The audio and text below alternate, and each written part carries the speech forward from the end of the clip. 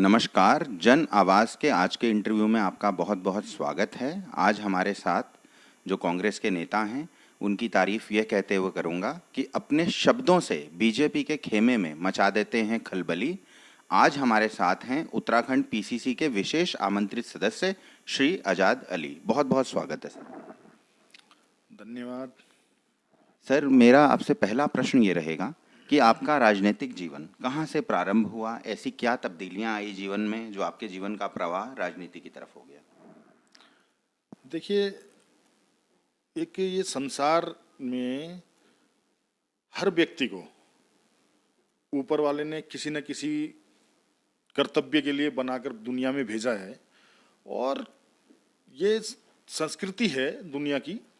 कोई व्यक्ति क्रिकेटर बन जाता है, कोई व्यक्ति फुटबॉलर बन जाता है, कोई व्यक्ति राजनीतिक में आ जाता है, कोई व्यक्ति सामाजिक दुनिया में सिर्फ समाज सेवा करता है। तो ये हर व्यक्ति का अपनी अपनी के अंदर उसके ऊपर वाले ने क्षमता बनाकर उसको दुनिया में भेजा है और उसी के तहत हर व्यक्ति अपनी क्षमता के अनुसार दुनिया में सारे कार्य करता है। और उसी के अनुसार मुझे एक बचपन से शौक था सामाजिक कार्यों का, और राजनीतिक शौक इसलिए सामाजिक कार्य करते करते मेरे अंदर उत्पन्न होते चले गए कि मैंने देखा कि इसमें हम समाज सेवा और बेहतर कर सकते हैं। अगर ईमानदारी से समाज सेवा करनी शुरू करते हैं या ईमानदारी से हम समाज सेवा करते हैं तो राजनीति से बड़ा प्लेटफार्म समाज सेवा के लिए कोई मुझे नहीं लगता था। और वाकई में मैंने इस राजनीतिक प्लेटफार्म पे बहुत सारे लोगों की मदद की है, क्योंकि मैंने एक आम जीवन को बहुत नज़दीक से देखा है।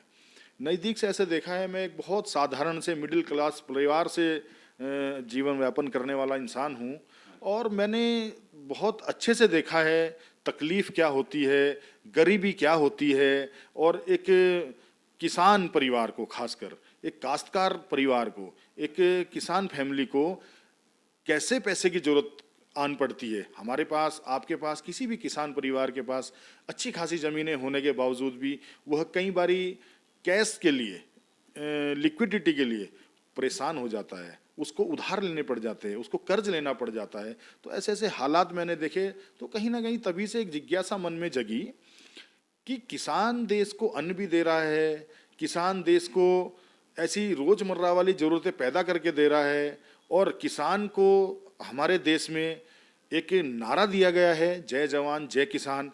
लेकिन कहीं ना कहीं अगर बारीकी से देखें तो उत्पीड़न सबसे ज़्यादा किसान का हो रहा है आज भी।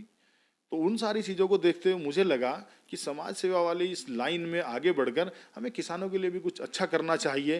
तो उसी से एक प्रेरणा आई और एक फिर जैसे मैंने शुरू में अभी बताया कि एक अंदर से होता है, ब्लड में होता है। एक शुरू से था मुझे कि सामाजिक और राजनीतिक लाइफ में जाना है, जिससे कि एक अपने गाँव की, अपने क्षेत्र की पहचान को आगे बढ़ा सकें, अपने क्षेत्र का उत्थान कर सकें, अपने गांव का उत्थान कर सकें। तो इन्हीं कई सारे कारणों के कारण से हम आगे राजनीतिक में जीवन सफ़र शुरू किया।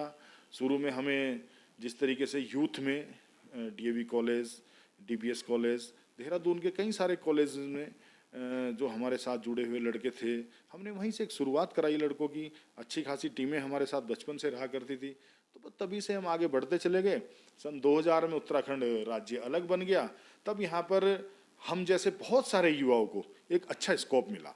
एक अच्छा स्कोप मिला कि विधानसभाएं छोटी हो गई, राज्य एक छोटा अलग हमारा अपना बन गया, हमारी एक अपनी अलग पहचान हो गई उत्तराखंड के नाम पे। तो एक हमें अच्छा स्कोप मिला। तो उसी स्कोप के तहत हमने अपने जीवन को उस तरफ ढालना शुरू किया, आगे बढ़ना शुरू किया, और उसका फलस्वरूप यही है आज कि हम लोगों की खिदमत कर रहे हैं। जो 2017 के विधानसभा चुनाव हुए, आप कांग्रेस कमेटी में सचिव के पद पे थे। तो 2017 में मुख्यमंत्री भी 2 सीटों से हार गए, प्रदेश अध्यक्ष भी 1 सीट से हार गए। तो आप क्या कारण मानते हैं कि वो जो पराजय मिली कांग्रेस को, उसकी वजहें क्या रही? देखिए, कांग्रेस पार्टी ने जब से देश आज़ाद हुआ है, अगर हम बात विकास की करें तो कांग्रेस पार्टी ने आज तक इतना विकास किया है कि अगर उसकी इतिहास को आप लेकर बैठते हैं तो मैं अभी से अगर उस इतिहास को बताना आपको शुरू करता हूं तो पूरा दिन भी कम पड़ जाएगा। कांग्रेस ने इतना देश के अंदर विकास कार्य किए हैं, लेकिन कांग्रेस मार कहाँ खाई है? वो एक कहते हैं ना, हमें तो अपनों ने लूटा, गैरों में कहाँ दम था, मेरी कश्ती वहाँ डूबी जहाँ पानी कम था। तो ये तो कांग्रेस पार्टी को कांग्रेस ही हराती है। ये भारतीय जनता पार्टी का जो एक प्रोपगंडा है, जो एक एजेंडे के तहत काम करती है भारतीय जनता पार्टी, थोड़ा उसमें कांग्रेस पार्टी हाईजैक हो चुकी है, कहीं ना कहीं ट्रैप हो चुकी है उनके एजेंडे में। और उस ट्रैप का नुकसान कहाँ होता है कि उनके लोग हमारे लोगों को अंदर से भी भ्रमित करते हैं कई बारी। और वही 2017 के चुनाव में हुआ कि भारतीय जनता पार्टी ने कांग्रेस के विधायकों को ट्रैप किया, कांग्रेस के विधायकों को तोड़ा, कांग्रेस के सिंबल पे, कांग्रेस की विचारधारा पे, कांग्रेसियों के ही वोटों पे जो एक आम नागरिक वोट देता है, वो चुनता है कि वो वोट किसको दे रहा है, कांग्रेस को दे रहा है कि बीजेपी को दे रहा है। तो जो जिन लोगों ने कांग्रेस को वोट दिया, वो ऐसे विधायक 11 लोग कांग्रेस को धोखा देकर गए। कहीं ना कहीं ये कहिए कि जिस थाली में उन्होंने खाया उसी थाली पर लात मार के गए। एक तो ये बड़ा कारण रहा। तो उसमें एक उत्तराखंड प्रदेश में और बाहर एक ये ऐसा माइनस संदेश गया, बड़ा माइनस पॉइंट रहा कांग्रेस के लिए कि ऐसा क्या कांग्रेस में हुआ कि 11 लोग वहां से छोड़कर बाहर चले गए। इसका मतलब कहीं ना कहीं कांग्रेस सही अच्छा काम नहीं कर रही है। लेकिन वो एक बहुत बड़ा एजेंडा था, बहुत बड़े प्रोपगंडे के तहत वो ऐसा कृत्य करा गया था। उसको लेकिन जनता ने दूसरी भावना से समझा। और दूसरा मुख्य कारण यह है, जो आगे आने वाले चुनाव में भी उससे सीख लेनी चाहिए कांग्रेस को, हम लोगों को। मुख्य कारण यही है कि टिकट बंटवारा कहीं जगह इस तरीके से हुआ, जो जीतने वाले व्यक्ति थे उनके टिकट काट दिए गए। कहीं इसी तरीके से जैसे आपने कहा कि मुख्यमंत्री 2 सीटों से हार गए, वहां पर भी कांग्रेसियों ने ही कांग्रेस को हराने का काम किया। और दूसरा सबसे महत्वपूर्ण गलती जो कांग्रेस से हुई, जिससे हम लोगों को आगे बिल्कुल सीख लेने की जरूरत है, कि हम उत्तराखंड प्रदेश की जनता के दिलों में जो एक जगह बनी हुई थी हमारी, उस जगह को हमने खोने का काम किया।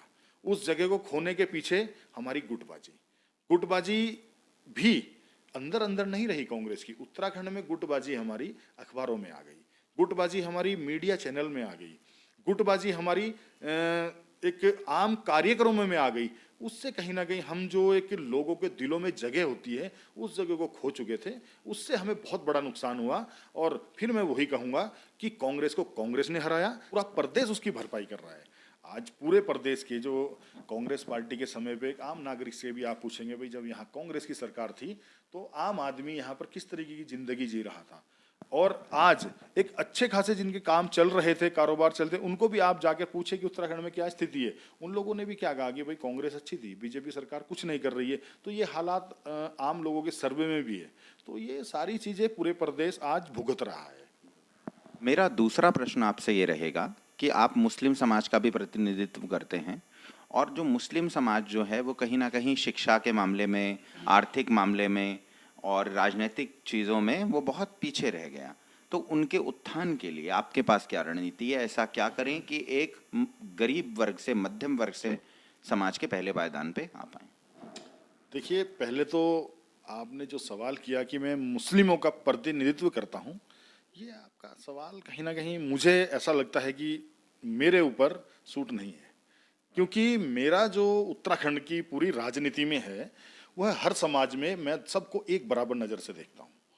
और जितना मैं अपने समाज के लिए करने की कोशिश करता हूँ, उतना ही मैं हर समाज के लिए बराबर सोचता भी हूँ और बराबर करता हूँ। मैं कभी भेदभाव वाली राजनीति नहीं करता हूँ, ना ही मैं किसी सामाजिक कार्य को राजनीतिक दृष्टि से देखता हूँ। और हाँ, ये जरूर है कि मुसलमान होने के नाते कई लोगों ने हमें इस तरीके से बोलना एक जनरल प्रक्रिया बना दी है कि वो अच्छा पंडित जी हैं तो वो पंडितों का वो कर रहे हैं, वो ठाकुर हैं तो वो ठाकुरों का कर रहे हैं, मुस्लिम हैं तो मुस्लिमों का कर रहे हैं, वो दलित हैं तो दलितों का उत्थान के लिए कोशिश कर रहे हैं, राजनीति उन्हीं पे कर रहे हैं। नहीं, ये परंपरा भी गलत है और मैं इस परंपरा के तहत अपनी राजनीति को आगे ले जाना भी नहीं चाहता हूँ। मैं सारे समाज को, हर धर्म के लोगों को एक नज़र से देख के आगे बढ़ना चाहता हूँ। इसका अगर मैं कहूँ तो इसका अगर आप इतिहास उठाते हैं, पीछे जाते हैं थोड़ा, आज हमारे देश में 1% सिख है, 1.8% लगभग। आज शिक्षा में, कारोबार में और सामाजिक जिंदगी में भी आज वो लोग एक अच्छे पायदान पे खड़े हैं। ठीक है, आप जैन उसमें जाते हैं, जैन समुदाय में, वो भी मेरे हिसाब से सिख समाज के आसपास की ही परसेंटेज में, प्रतिशत में जनसंख्या में अपनी भागीदारी रखते हैं। उनकी भी शिक्षा, कारोबार, आर्थिक स्थिति, सारी चीज़ों में वो भी एक अपने अच्छे पायदान पे हैं। वो भी अपने आप में शिक्षित, शिक्षा, व्यवसाय, अपनी आर्थिक स्थिति, सारी चीज़ों में कहीं ना कहीं अच्छे पायदान पे हैं। अब मुसलमान साहब क्यों पिछड़ा है, या ये कहिए कि मुसलमान क्यों, मुसलमानों की इतनी दुर्दशा खराब है। अगर हम थोड़ा पीछे जाते हैं, जब देश आज़ाद हमारा हुआ, आज़ादी के बाद कोई बौद्ध की यहाँ पर किसी तरीके की पूरे हिंदुस्तान में या उत्तराखंड में तो मेरे ख्याल से बिल्कुल भी नहीं, हाँ उत्तराखंड में नहीं, पूरे हिंदुस्तान में ही शायद कहीं भी नहीं बौद्ध समाज की कोई रियासत नहीं थी। शायद जैन समाज की भी कोई रियासत नहीं थी। सर सिखों की शायद एक रियासत थी, पटियाला थी, अमृतसर नहीं, एक ही में आता था शायद वो, या दो रही होंगी, ठीक है। लेकिन मुसलमान समाज की लगभग 560-67 के आसपास की यहाँ पर रियासतें रही हैं, जिसमें पटौती, नवाब पटौती, नवाब रामपुर, नवाब लखनऊ, हैदराबाद निज़ाम, तो ऐसे करके लगभग 560-70 यहाँ पर रियासतें थी। अब मुसलमान समाज की इतनी सारी रियासत होने के बाद आज मुसलमानों की ये दुर्दशा है, तो इसका जिम्मेदार कौन है? मुसलमान जिम्मेदार है इसका। क्यों भाई? जब देश आज़ाद हुआ, मुसलमानों ने तो इस देश को 500-600 रियासतें दी हैं ना। इतना कुछ अगर यहाँ पे खजाना मुसलमानों ने दिया है, तो क्या वो खुद चाहेंगे वो भूखे मरे? वो चाहेंगे उनके बच्चे ना पढ़ें? वो चाहेंगे वो अशिक्षित हो जाएं? वो चाहेंगे उनके साथ गलत हो? नहीं। इसके पीछे मैं कहूँगा सियासत दोषी है, हमारे देश की सियासत। हमारे देश में सियासत दो प्रकार की हुई है, एक मोहब्बत की और एक अदावत की। और किसी ने अदावत के डर से मुसलमानों को मारा है, किसी ने मोहब्बत दिखाकर मुसलमानों को मारा है। तो ये कहिए, किसी ने अदावत से मारा, किसी ने मोहब्बत से मारा, हमारे देश के मुसलमानों को सेकुलर सियासत ने मारा। सच्चाई ये है इसकी। तो अगर आज हमारे देश का मुसलमान कहीं ना कहीं पिछड़ा है, या आज मुसलमान 567 रियासतों का मालिक होने के बाद पंचर लगा रहा है, आज मैकेनिक है, गाड़ियाँ धो रहा है, और इस देश में इतना कुछ खजाना लुटाने के बाद 1%, 2%, 3%, 4% वालों से भी पीछे खड़ा है, तो ये सिर्फ और सिर्फ इस देश की सियासत ने मुसलमानों को मारा है। नहीं तो मैं हूं, आप हैं, कोई भी हो, जो एक भरी जेब का व्यक्ति को चाहेगा वो उसकी जेब कट जाए, वो चाहेगा वो पैदल हो जाए, वो चाहेगा उसके कपड़े उतर जाएं, तो इस देश के मुसलमान को मुसलमान पीछे नहीं हटा है, मरा नहीं है, पीछे हटाया गया है। इस देश के मुसलमान को मारा गया है। कहाँ? सियासत की तलवारों से, सियासत की गोलियों से, सियासत के चाबुक चले हैं। और आज बोलते हैं कि मुसलमान कैसे कामयाब बनेगा, मुसलमान कैसे और जातियों की बराबरी में खड़ा होगा, मुसलमान कैसे शिक्षित बनेगा। तो ये सियासत है। और इस देश के मुसलमानों को कहीं ना कहीं अब यह समझ आने लगा है कि इस देश की आज़ादी से लगाकर, इस देश के रख रखाव से लगाकर, इस देश की तरक्की से लगाकर, इस देश को आज़ाद करने के गाने और तरानों को कहीं ना कहीं क्रिएट करने के से लगाकर, अपने खून पसीना बहाने से लगाकर, अगर आज मुसलमान कहीं ना कहीं प्रताड़ित हुआ है या हो रहा है, तो आज अब हमारे देश के मुसलमान उसको समझने लगे हैं। अब समय बदल रहा है, अब समय बदलेगा, देश बदलेगा, मुसलमान भी बदलेगा। मुसलमान अपनी उसी जहाँ पर उसकी एक इज्जत थी, जहाँ पर वो कामयाब हुआ करता था पूरी दुनिया में, मुसलमान कहीं ना कहीं जल्दी ही अपनी उसी सीढ़ी पर पहुंचेगा। और मुसलमान जितना शोषित हो सकता था, जितना मुसलमान का शोषण हो सकता था, मेरा मानना है कि अब शायद मुसलमान आगे अपना शोषण नहीं कराएगा। और मुसलमानों के लिए, अपने समाज के लिए कहीं ना कहीं जो अवेयरनेस की ज़रूरत है, उसके लिए हम रात दिन लगे हैं। क्योंकि हमें 567 रियासतों के मालिक थे मुसलमान, आज यहाँ क्यों हैं? आगे से किस तरीके से हम बराबरी के लिए खड़े हों, आगे से किस तरीके से हम समाज में अपनी हिस्सेदारी के लिए खड़े हों, तो उसके लिए हमारे जैसे बहुत सारे भाई हमारे साथ खड़े हैं, हम उनके साथ खड़े हैं और कहीं ना कहीं अवेयरनेस पे काम कर रहे हैं। और मुसलमानों के लिए सबसे पहली ज़रूरत जो है, जहाँ पे भटकाया गया है, वो शिक्षा है। तो शिक्षा से हम लोगों ने एक अच्छी शुरुआत की है। आज मुसलमान का किसी भी कितने भी मध्यम वर्ग के परिवार को देखिए, तो उसका बच्चा स्कूल जा रहा है, उसका बच्चा पढ़ाई लिखाई के लिए ज़रूर जा रहा है। तो आज मुसलमान अपनी रोज़मर्रा की ज़िंदगी में कटौती कर कर लेकिन अपने बच्चों को उस मुकाम तक पहुंचाने के लिए हर प्रयास कर रहा है। जो आपने ये बात बताई कि अदावत की और मोहब्बत की सियासत हुई और उसके दुष्परिणाम देश ने भी भुगते, प्रदेश ने भी भुगते, लेकिन अब कांग्रेस को सत्ता में 2022 में उत्तराखंड में, प्रदेश में लाने के लिए आपके पास क्या रणनीति है? आप ऐसा क्या कहेंगे जिससे कांग्रेस का दोबारा से दिया जल जाए? देखिए, कांग्रेस ने इस देश पे, जैसे अंधभक्त बोलते हैं, 70 साल राज किया है और राज करती है और इस देश के लिए कुछ नहीं किया है। मैं सबसे पहले तो यही कहूँगा कि आज एक आम नागरिक को इनके बहकावे से बाहर आने की ज़रूरत है। इसलिए ज़रूरत है, अगर आज हम उठाकर इतिहास देखते हैं, हमारे पिताजी, हमारे दादाजी, या जो आज 50 साल 60 साल का व्यक्ति है, 70 साल का है, उनके बच्चे अगर आज नौकरी ले रहे हैं, आज जितने संसाधन देश में हैं उन सब का उपयोग कर रहे हैं, उपभोग कर रहे हैं, किसने दिया है? वो कांग्रेस ने दिया है। आज जिस IMA से हमारे सैन्य यहाँ पर कर्नल जनरल बनकर निकलते हैं, लेफ्टिनेंट बनते हैं, किसकी देन है सारी? ये जिस अस्पताल में आज भारतीय जनता पार्टी के बड़े बड़े नेता अपना इलाज कर रहे हैं, करा रहे हैं, एम्स, वो किसने दिया है? तो बहुत सारी ऐसी संस्थाएं हैं जो कांग्रेस ने दी हैं।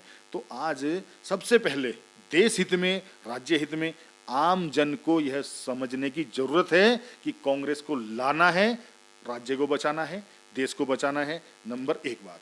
नंबर दूसरी बात यह है कि कांग्रेस पार्टी, ये तो मैंने एक आम जन के लिए बताई, और 2022 में फतेह करने के लिए कांग्रेस पार्टी को जिस तरीके से मैं बहुत धन्यवाद करूंगा माननीय प्रीतम सिंह जी का, जो हमारे उत्तराखंड प्रदेश कांग्रेस कमेटी के माननीय अध्यक्ष हैं, उनका धन्यवाद करूंगा। कल उनकी अध्यक्षता में जो कांग्रेस भवन में, राजीव भवन में एक कार्यक्रम रखा गया, जिसमें प्रदेश के लगभग 22 उपाध्यक्ष हैं, 22 के 22 उपाध्यक्षों ने हिस्सा लिया। और खास बात यह है कि नेता प्रतिपक्ष हमारी श्रीमती इंदिरा हरदेश जी उसमें शामिल रही और पूर्व प्रदेश अध्यक्ष माननीय किशोर उपाध्याय जी उसमें सम्मिलित रहे। और उससे भी ज़्यादा खुशी की बात यह है कि कल के उस कार्यक्रम में पूर्व मुख्यमंत्री, राष्ट्रीय महासचिव कांग्रेस कमेटी के, आसाम प्रदेश के प्रभारी, इतने सीनियर नेता ने भी उसमें भागीदारी की। तो मैं धन्यवाद करूंगा प्रीतम सिंह जी का और समस्त इन चारों नेताओं का जो कल इकट्ठे बैठे। अगर इस नीति पर इकट्ठे बैठकर आगे चल लेते हैं, कांग्रेस के रथ को रोकना भारतीय जनता पार्टी सोच भी नहीं सकती। एक तो ये, दूसरा, तीसरा यह है कि जो गलती 2017 में हुई वो गलती दोबारा से कांग्रेस पार्टी से ना हो। टिकट वितरण की, अगर टिकट सही से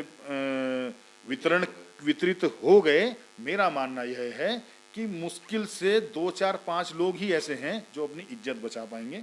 नहीं तो भारतीय जनता पार्टी के नालायक, निकम्मे, जैसा सहसपुर विधानसभा की आप बात करो, ऐसे निकम्मे विधायक अपनी जमानत भी नहीं बचा पाएंगे। क्योंकि आज सहसपुर विधानसभा का निकम्मे विधायक ने जो हालात बना दिए हैं, वहां पर कूड़े से पूरा शीशम बाड़ा सड़ रहा है, सेला कुई के हालात खराब हैं, रोडों के हालात खराब हैं।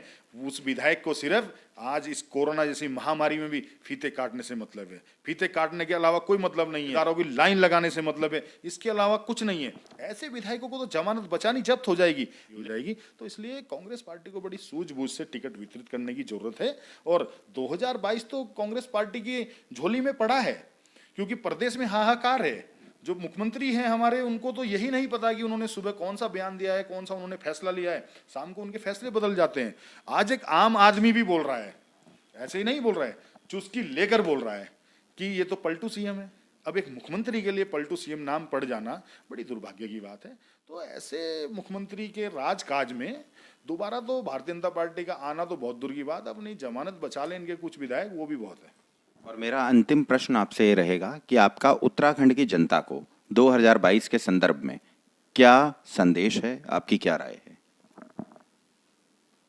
देखिए, मैंने अभी पहले भी ये बात कही आपको, उत्तराखंड की जो हमारी सम्मानित जनता है, उसको मेरा, अभी मैंने थोड़ी देर पहले भी बोला, फिर से मैं वही दोहरा देता हूं, मेरा यही संदेश है कि उनको राज्य हित में और देश हित में आज अपने दिमाग को बड़ा करने की आवश्यकता है, अपने दिल को बड़ा करने की आवश्यकता है। जब हम दिल दिमाग बड़ा करते हैं तो हम बड़ा सोचते हैं, हम अच्छा सोचते हैं, और जब हम अच्छा सोचते हैं तो कहीं ना कहीं फिर हम बहुत सारे लोगों के लिए सोचते हैं, और जब हम बहुत सारे लोगों के लिए सोचते हैं तो उस बहुत सारे में फिर कोई सीमा नहीं होती। तो वो हमारे प्रदेश के लिए मेरी सम्मानित जनता से यही अपील है, आपके इस चैनल के माध्यम से, कि इस प्रदेश की जनता सूझबूझ से 2022 में काम ले, और इस प्रदेश में जिस तरीके से 2012 से 2017 तक खुशहाली रही है, 2002 से 2007 तक इस प्रदेश में अनेकों प्रकार के रोजगार मिले हैं, वो दोबारा से पर्याप्त हो इस प्रदेश को, उसके लिए कांग्रेस पार्टी को लाना इस समस्त प्रदेश की जनता से मैं अपील करूंगा,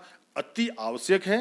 और मैं इस प्रदेश की जनता पे मेरा भरोसा है कि यह प्रदेश की, हमारे सीधी सादी गढ़वाली प्रदेश है हमारा, लेकिन सीधे साधे तो जरूर हैं, लेकिन इतने समझदार हैं, मेरा मानना है और मेरा भरोसा है कि यह गलत फैसला नहीं लेंगे। यह गलत फैसला नहीं लेते तो वो कुछ ऐसी परिस्थिति खुद कांग्रेस पार्टी ने, कांग्रेस पार्टी के अंदर के कुछ गद्दारों ने 2017 में बना दी थी कि जनता को कांग्रेस के विपरीत फैसला लेना पड़ा। लेकिन आज जनता समझ चुकी है, और निश्चित 2022 में कांग्रेस पार्टी को बिल्कुल पूर्ण बहुमत के साथ उत्तराखंड की जनता जिताएगी, ये मेरा भरोसा है।